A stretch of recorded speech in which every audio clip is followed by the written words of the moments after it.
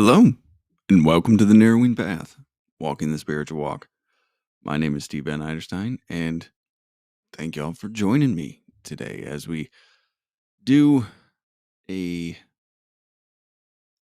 study of the book James Allen's As A Man Thinketh, one of the most impactful books on my sobriety. It's quite small, but I'm looking forward to it, even though it'll be a quick read on here. We're going to go by chapter and explore the concepts in this book, really. So how this is going to go is I will read it out loud. Well, obvious out loud, excuse me. I will go ahead and read it today so y'all can actually follow along, have a listen to the content of the first chapter yourself, and then next week I'll record a actual study of it. And it'll be a quick one today. It's only the first chapter. And the foreword from James Allen, As A Man Thinketh. James Allen, As A Man Thinketh. But there's a lot in that first chapter, so I'm looking forward to the breakdown when we go through it and just kind of have a good time. So let's go ahead and get started. I'm reading. I can't. This is an authorized edition. I believe this is quite an old copy that I have, but there is no date on it. So forgive me for not being able to give the exact specifics. This is actually a leather-bound version. The cover is leather. I try to buy the books actually as close to the original as possible. So I appreciate y'all trying to find and maybe follow along during this reading as well. You can find it online as an ebook too, pretty simply. You don't always have to purchase it, but highlighting's easier in person. I'll say that much if you want to highlight. So here we go. This is going to be the first chapter of James Allen's As A Man Thinketh, labeled Thought and Character. And this will include the foreword.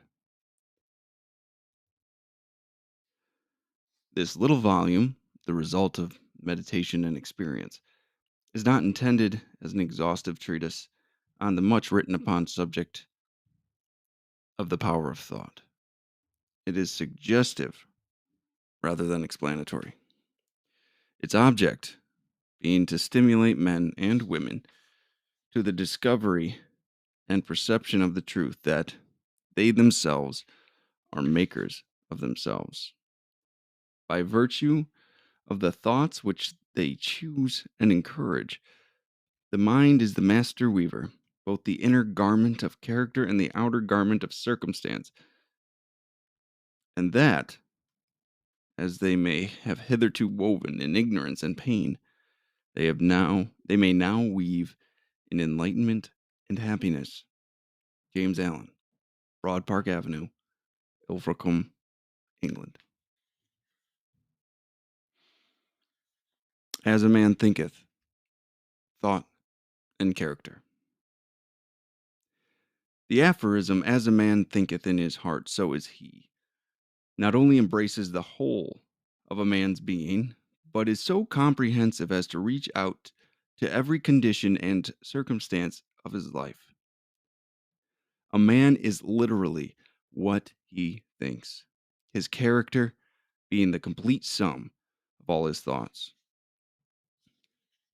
As the plant springs from and could not be without the seed, so every act of man springs from the hidden seeds of thought, and could not have appeared without them. This applies equally to those acts called spontaneous and unpremeditated, to those which are deliberately executed. Act is the blossom of thought, and joy and suffering are its fruits. Thus does a man garner in the sweet and bitter fruitage of his own husbandry. Thought in the mind hath made us. What we are by thought was wrought and built. If a man's mind hath evil thoughts, pain comes on him as comes the wheel, the ox behind. If one endure in the purity of thought, Joy follows him as his own shadow. Sure. Man is growth by law, and not a creation by artifice. And cause and effect is as absolute and undeviating in the hidden realm of thought as in the world of visible and material things. A noble and godlike character is not a thing of favor or chance, but is the natural result of continued effort in right thinking, the effect of long cherished association with godlike thoughts. An ignoble and bestial character, by the same process, is the result of the continued harboring of groveling thoughts. Man is made or unmade by himself. In the armory of thought, he forges the weapons by which he destroys himself. He also fashions the tools with which he builds for himself heavenly mansions of joy and strength and peace. By the right choice and true application of thought, man ascends to the divine perfection. By the abuse and wrong application of thought, he descends below the level of the beast. Between these two extremes are all the grades of character, and man is their maker and master. Of all the beautiful truths pertaining to the soul which have been restored and brought to light in this age, none is more gladdening or fruitful of divine promise and confidence than this: that man is the master of thought, the molder of character, and the maker and shaper of condition, environment, and destiny.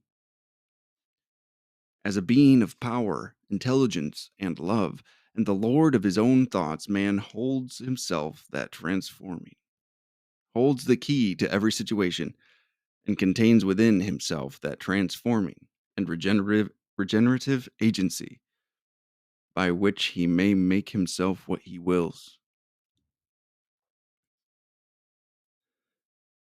Man is always the master, even in his weakest and most abandoned state. But in this weakness and degradation, he is the foolish master who misgoverns his household. When he begins to reflect upon his condition and to search diligently for the law upon which being is established, he then becomes wise master, directing his energies with intelligence and fashioning his thoughts to fruitful issues. Such is the conscious master. The man can only thus become by discovering within himself the laws of thought, which discovery is totally a matter of application, self analysis, and experience. Only by much searching and mining are gold and diamonds obtained. And man can find every truth connected within his being if he will dig deep into the mine of his soul. And that he is the maker of his character, the molder of his life, and the builder of his destiny, he may unerringly prove if he will watch, control, and alter his thoughts, tracing their effects upon himself, upon others, and upon his life and circumstances, linking cause and effect by patient practice and investigation, utilizing his every experience, even the most trivial, everyday occurrence, as a means of obtaining that knowledge of himself which is understanding, wisdom, and power. In this direction, as in no other, is the law absolute that he that seeketh findeth, and to him that knocketh it shall be opened. For only by patience, practice, and ceaseless importunity can a man enter the door of the temple of knowledge. Right. There you go. That was the first chapter, Thought and Character, from James Allen's As a Man Thinketh. Please take a listen to it a couple of times, and we'll be back next week with an overview of that chapter, some of the important stuff that I've pulled from it in my day. I've studied this book very frequently, and I hope to provide some clarity on things for those that listen so we can grow together. So thank y'all for joining, and we'll be back again next Saturday. So until next time, thanks.